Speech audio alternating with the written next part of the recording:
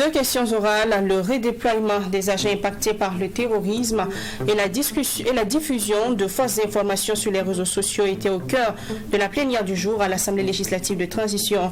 La première a adressé au ministre Bassolma Bazié et la seconde au ministre Jean-Emmanuel Ouedraogo. Face aux députés, les membres du gouvernement s'expliquent. Le point en début de journal. Un autre litige foncier à Ouagadougou, un terrain de 1600 mètres carrés oppose des riverains et un commerçant qui se réclame propriétaire à Ouaga 2000, un espace vert qui sert de terrain de jeu pour les enfants de la cité Maghreb dans la zone A1 est le site polémique. Les deux parties sont à couteau tiré depuis des années. Explications et témoignages dans ce 20h. FESPACO, 28e édition, la sélection officielle est dévoilée. 170 films repartis dans 11 catégories. L'information a été donnée dans la matinée de ce vendredi par la délégation générale du FESPACO. À cette rencontre, les membres du jury ont été également présentés. Images en fin d'édition. Bonsoir et bienvenue dans ce 20h. Plénière ce 13 janvier à l'Assemblée législative de transition. Elle était consacrée à des questions orales adressées aux membres du gouvernement. Pour être plus précis, il s'agit de deux questions. L'une adressée au ministre en charge de la fonction publique et l'autre au ministre de la communication. La question du redéploiement des agents impactés par le terrorisme et la diffusion de fausses informations sur les réseaux sociaux était donc à l'ordre du jour de cette plénière. Le point des échanges avec Abdourahim Yéyé. C'est le premier exercice de contrôle de l'action gouvernementale de l'Assemblée législative de transition.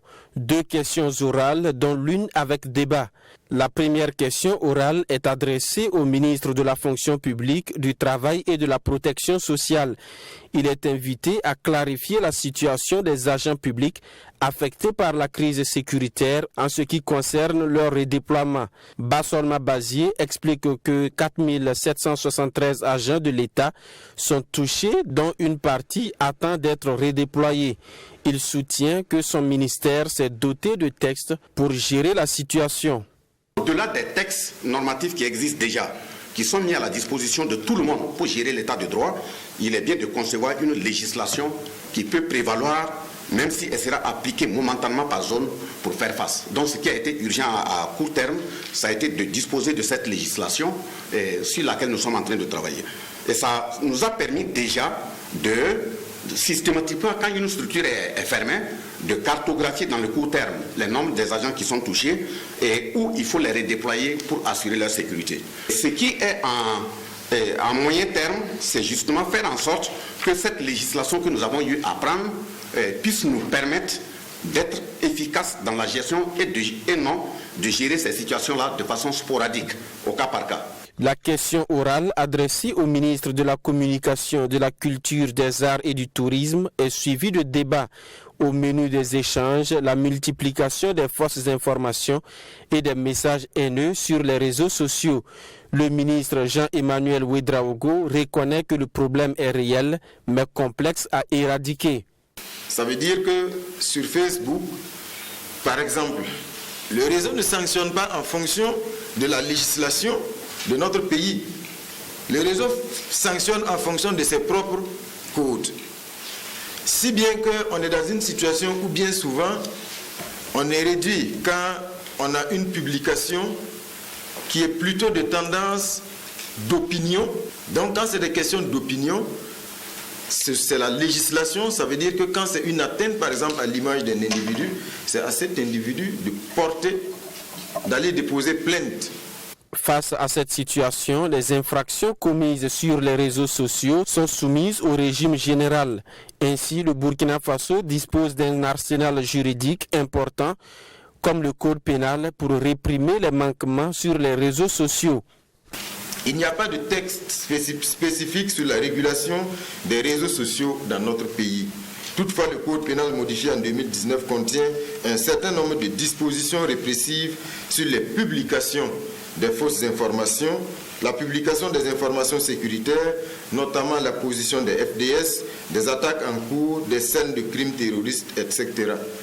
Ce dispositif vient compléter le code pénal de 2018 et donne de la matière pour réprimer certains comportements contraires à la réglementation sur les réseaux sociaux. Le ministre en charge de la communication souhaite que la législation consacre le contrôle des pages qui disposent d'un nombre important d'abonnés. Cependant, le principal défi reste celui de limiter la capacité de nuisance des Burkinabés résidant dans des pays où la réglementation est plus clémente.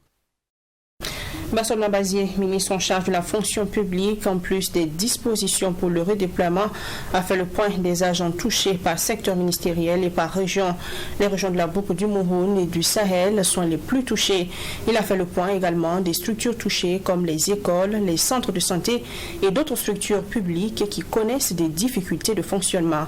Basson Mabazié s'exprime au micro de Abdoul Rahim Niénié. Que ce soit de l'éducation, le ministère de l'Éducation nationale et de la promotion des langues, nous avons pu cartographier autour de ceux qui ont été redéployés sur l'ensemble du territoire, 5006 agents. Et ce redéploiement se poursuit, ce n'est pas encore terminé. Au niveau du ministère de la Santé, les agents qui ont été redéployés sont autour de 208. Et au niveau du ministère de la Solidarité nationale, on n'a pas remarqué, comme les autres également. Au niveau du ministère de la Justice, nous avons fait un redéploiement de 16 agents. Mais les structures qui ont été physiquement touchées en dehors des agents, si nous prenons l'alphabétisation, le ministère de l'Éducation et de l'alphabétisation, il y a actuellement 6253 établissements qui ont été touchés, donc 1 076 155 élèves.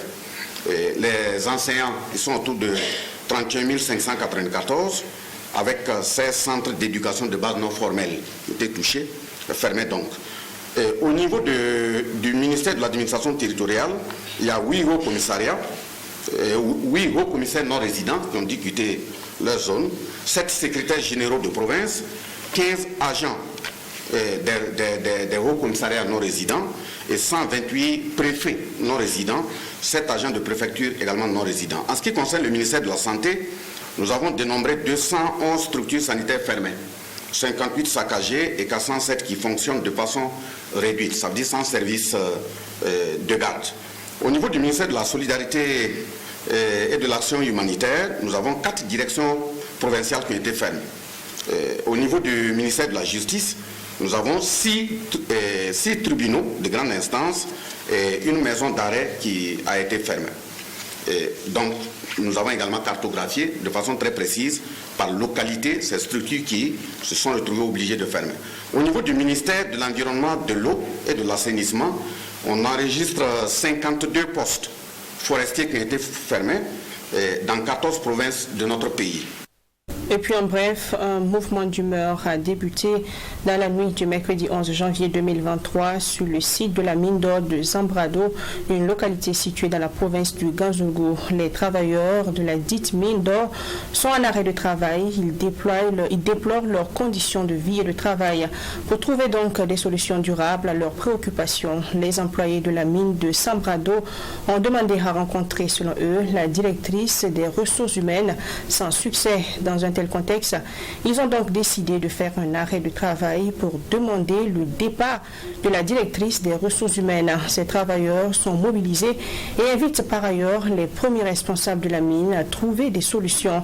Un rappel, la mine de Zambrado est la première mine d'or d'exploitation de la région du plateau central. Le jugement de la mine d'or de Zambrado est mis en valeur par la société minière de Zambrado Somisa SA, filiale de la société Chanel Resources, elle-même filiale de la société australienne West African Resources.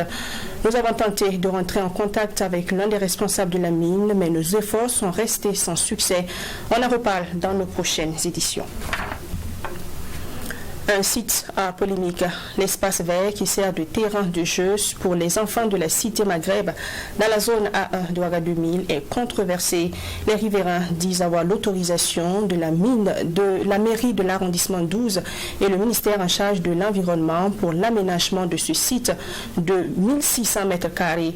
D'un autre côté, un commerçant dit être propriétaire du site en question, un site qu'il aurait acquis depuis 2013. Depuis lors, un bras de fer demeure entre les riverains et le commerçant qui se réclame propriétaire sur ce site jugé litigieux.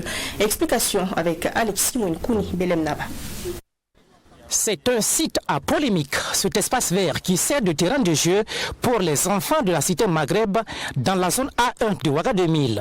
Fatima Tayamego, qui réside dans l'une des villas présidentielles de l'unité africaine depuis les années 1999, a l'idée dès son arrivée d'y planter des arbres pour le rendre plus agréable. Elle prend attache avec la mairie et le ministère en charge de l'environnement qui donnent leur accord. L'espace vert, petit à petit, prend fière allure pour le bonheur des riverains. La surprise viendra lorsqu'en 2013, un commerçant de la capitale se présentera sur les lieux, affirmant être le propriétaire de l'espace vert. Après, plus de nouvelles. En 2018, soit 5 ans plus tard, Fatima Tayamego nourrit l'idée de rendre le site plus agréable pour les enfants du quartier qui viennent régulièrement y jouer.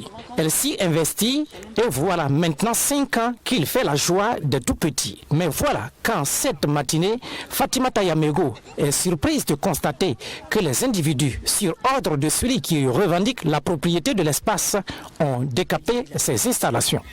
J'étais là dans cette maison-là. Ce GC a fait construire et puis moi j'étais là la première. Il y avait les mouches là qui piquent, qui font des plaies. Personne ne venait, moi je suis venue seule ici. Il y a des serpents, il y a des ossements humains sur cet espace-là. Fait ça, j'ai aménagé ça parce que j'ai pensé, comme ce que mon mari a dit, on ne peut pas laisser ça sale comme ça et puis vivre ici. Il faut bien aménager, aider l'État. Et ça, je suis allée voir la mairie, ils ont écrit que son nature a autorisé et ils m'accordent que je ménage, mais suivi de leurs techniciens qui sont venus sur place. Dans la lettre, c'est écrit. Tertus Zongo, ancien premier ministre résident du quartier, partage la même surprise. Sur le plan d'aménagement, la destination de ce coin-là, c'est un espace vert. Mais si vous voulez que ça devienne un espace d'habitation, il faut que ce soit le Conseil des ministres qui prenne un décret pour dire que ce n'est plus un espace vert, c'est devenu un espace d'habitation. Moi, à ma connaissance, je n'ai jamais vu un décret pris en Conseil des ministres qui dit que ce morceau de terre-là est devenu un espace où on peut venir construire pour loger, où on peut venir faire du commerce. Donc c'est un espace vert. Bon, je ne vois pas comment quelqu'un qui n'est pas le gouvernement peut signer un papier pour attribuer l'espace. Une situation similaire s'était produite dans le même quartier, sur un site un peu plus loin, nous confie Tertus Zongo. À l'époque, des personnes avaient brandi, elles aussi, des documents d'attribution. Un matin, on était assis, il y a au moins 3 ans comme ça. Bon, on a vu des gens qui ont commencé, ils ont fait des forages, ils ont commencé à faire des trucs en béton dans le rond-point. La SONATUR n'est qu'un bras qui exécute la politique de l'habitat du gouvernement. La SONATUR n'est pas le ministre de l'Habitat. Donc, on a dû aller voir le ministre de l'Habitat. Il est venu lui-même ici, on lui a dit, mais on ne comprend pas, c'est quoi ces histoires de... Et le ministre de l'Habitat, à l'époque, est intervenu, et lui-même qui a fait mettre le panneau pour dire qu'on ne peut pas construire là-bas. Bon, les gens qui étaient là-bas disaient qu'ils ont eu des attributions, ils ont leurs papiers. L'autre son de cloche, nous l'avons trouvé chez celui qui s'est présenté comme le propriétaire des lieux. Même si nous n'avons pas eu d'interview, nous avons été conduits vers son avocat qui nous a présenté une ordonnance en référé en date du 2 novembre 2022 qui ordonne l'expulsion de Mme Fatoumata Bari, tant de sa personne, de ses biens ou de tout autre occupant de son chef. Les motifs de la décision invoquent une parcelle dûment attribuée aux concernés. Une note émanant de la SONATUR attestant que l'autre partie est le seul et unique propriétaire connu du terrain litigé nous a également été présentée. En rappel, le litige porte sur une parcelle de plus de 1600 mètres carrés. Du 11 au 13 janvier à Ouagadougou, les responsables des syndicats nationaux des commerçants du Burkina ont fait le bilan à mi-parcours des activités menées les 5 années passées. Il s'est agi durant les 3 jours de faire entre autres l'état des lieux depuis la mise en place du syndicat en 2016 et d'annoncer des perspectives pour les années à venir. Cérémonie de clôture des travaux avec Serge Kabouré. 3 jours durant, les secrétaires généraux, régionaux et l'ensemble des responsables du syndicat national des commerçants du Burkina Faso Sinakombe ont dressé le bilan de la structure depuis sa mise en place en 2016. Il s'agissait entre autres de faire l'état des lieux et d'amorcer des perspectives pour l'avenir. À la date du 31 décembre 2021, 2286 membres ont bénéficié des accompagnements avec plus de 876 millions de francs CFA octroyés. Le secrétaire général du Sinakombe a souligné que les membres ont bénéficié de formations avant l'accompagnement financier. Nous avons essayé de faire un bilan d'activité qui, malgré les hostilités auxquelles sont confrontées notre nation, n'est pas si alarmante, car nos difficultés et nos échecs nous serviront d'expérience et de tremplin. 2286 personnes ont pu être accompagnées. Il faut s'en dire qu'il y a du sérieux là-bas. Et des milliers de personnes, sans déterminer le nombre, ont été formées. Donc ces milliers de personnes qui ont été formées dans la plupart de nos régions, je pense que c'est plus important d'abord que l'argent. Et nous avons pu aussi donner l'argent à d'autres par les caisses. Revenant sur sa nomination comme ministre en charge du commerce, décrié par certains acteurs de l'économie informelle, Roch Donatien Nagalo dit opter de ne pas faire un bras de fer pour un poste ministériel. Nous avons opté de ne pas faire un bras de fer. Nous avons opté de ne pas faire un bras de fer à cause d'un poste ministériel parce que servir sa nation, ce n'est pas forcément être ministre. Une ménagère qui est à la maison et qui éduque bien ses enfants, qui leur donne ce qu'il faut pour être vraiment la crèche ou vraiment la destinée de cette nation, est en train aussi de servir la nation en sa manière. Et je pense aussi, dans mes petites activités que je mène ou les grandes, je pourrais aussi servir ma nation. En rappel, dès la publication de la liste du nouveau gouvernement KLM, plusieurs acteurs avaient décrié le choix de Roch Nagalo pour occuper le poste de ministre du Développement industriel, du commerce, de l'artisanat et des petites et moyennes entreprises. Augmentation de la taxe sur les véhicules à moteur, des taxes sur les boissons et les indemnités de fonction des membres des conseils d'administration publique. Voici quelques nouvelles mesures fiscales introduites par le Burkina Faso pour renforcer sa capacité de mobilisation de ressources internes. Ces mesures ont été divulguées lors de la 8e rentrée fiscale de la Direction générale des impôts qui a eu lieu le 11 janvier 2023 à Ouagadougou.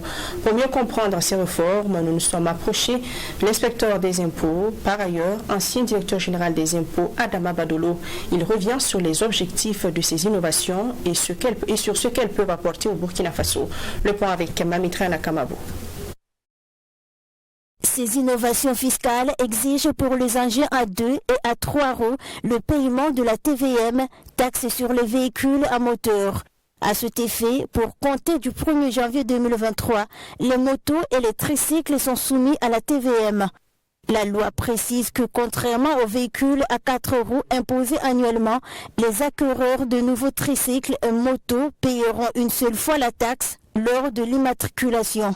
Pour Adama Badolo, inspecteur et ancien directeur général des impôts, ces mesures visent à améliorer la collecte des taxes. Les dispositions fiscales, quand elles sont adoptées, valent pour l'avenir. Ce n'est pas rétroactif, sinon on ne va jamais s'en sortir. Donc à partir de maintenant, effectivement, il y aura cette taxe sur les véhicules à moteur qui existait déjà pour les véhicules à 4 roues, mais qui est élargie aux motos et aux tricycles. Mais la collecte est différente. Pendant que pour les véhicules à 4 roues, le paiement de la taxe est annuel, pour les motos et les tricycles, c'est au moment de l'immatriculation que la taxe est payée une bonne fois pour toutes.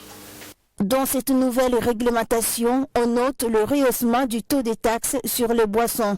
Ceci permettra, selon l'inspecteur des impôts, de lutter contre la prolifération de certaines boissons alcoolisées ou énergisantes nuisibles à la santé des populations. La taxation de ces boissons pourrait donc décourager la consommation excessive. Elle constitue aussi un levier pour la mobilisation des recettes fiscales. j'allais dire, les fruits des impôts et taxes alimentent le budget de l'État et les budgets des collectivités territoriales. Donc ça va continuer à faire fonctionner l'État, à payer les salaires, à construire les écoles. Et nous sommes dans un contexte où les ressources sont très nécessaires. Donc ça va aider à lutter contre le terrorisme.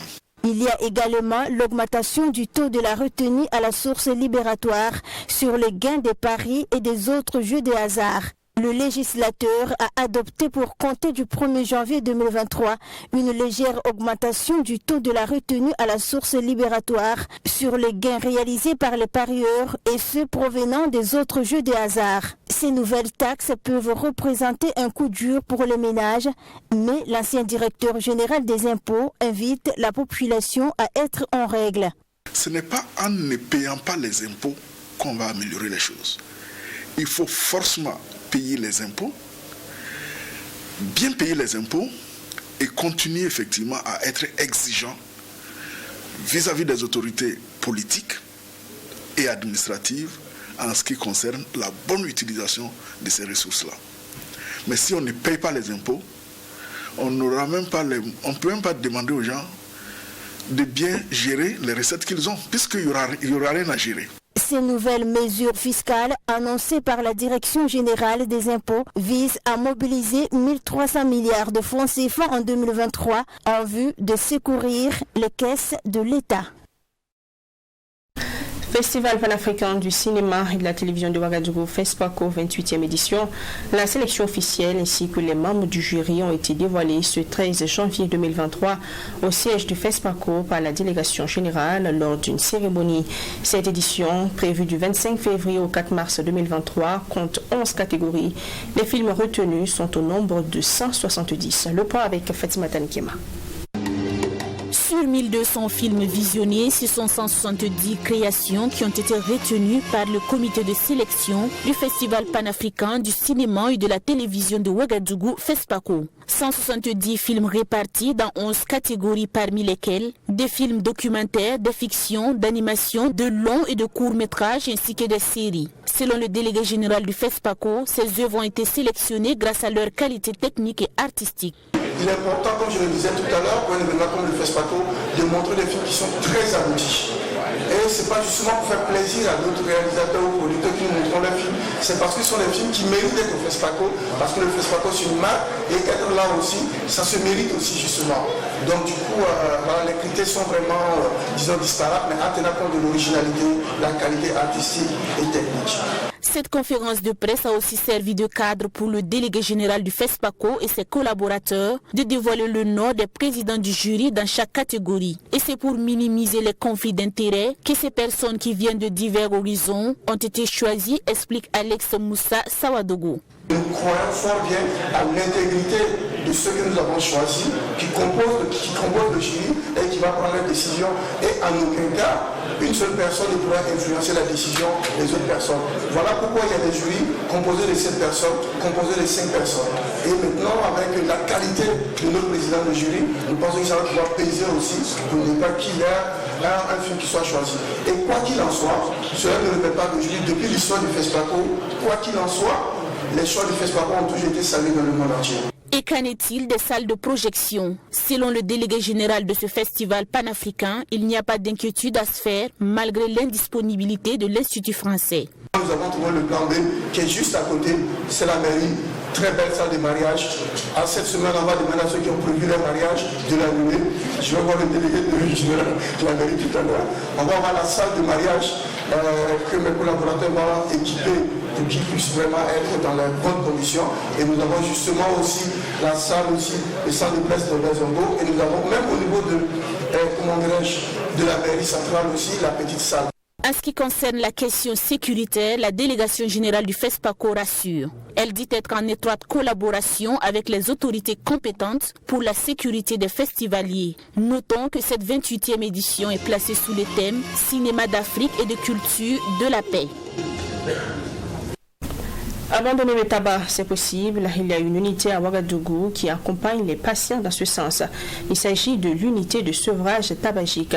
Elle est voisine à l'hôpital Yalgado Ouedraogo. Inaugurée le 25 février 2017, cette unité a accueilli ses premiers patients le 5 mai de la même année. Cela fait donc 6 ans environ que cette unité accueille des personnes qui veulent abandonner la consommation du tabac. Jusqu'à la date du 31 décembre 2022, ce sont environ 1460 personnes qui ont fréquenté ce centre. Notons que le tabagisme tue environ 4800 personnes par an au Burkina Faso, selon Tabaco Atlas 2017. On découvre cette unité ensemble avec Fatima Tanikima dans ce reportage.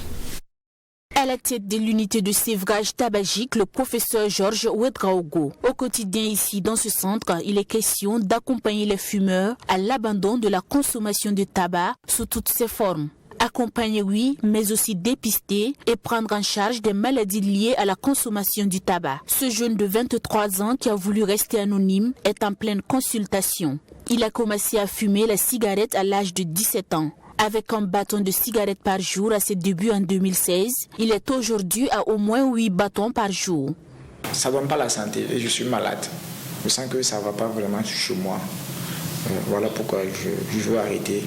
Et j'ai suivi aussi des conseils, des informations concernant le tabagisme. Ça peut créer des cancers, ça peut créer beaucoup de choses, beaucoup de problèmes de santé. Donc je préfère, comme je suis jeune, voilà, je veux vivre un peu longtemps, donc j'ai décidé d'arrêter. Si lui, on ne lui a pas encore diagnostiqué une maladie, ce n'est pas le cas de toutes les personnes qui passent ici pour une prise en charge. En plus du cancer, les fumeurs peuvent développer plusieurs autres maladies. C'est surtout l'hypertension artérielle qui est là chez la plupart des patients que nous avons reçus ici. Et puis la bronchite chronique aussi qui est là. En général, la bronchite chronique est liée à l'utilisation du tabac, de la cigarette essentiellement.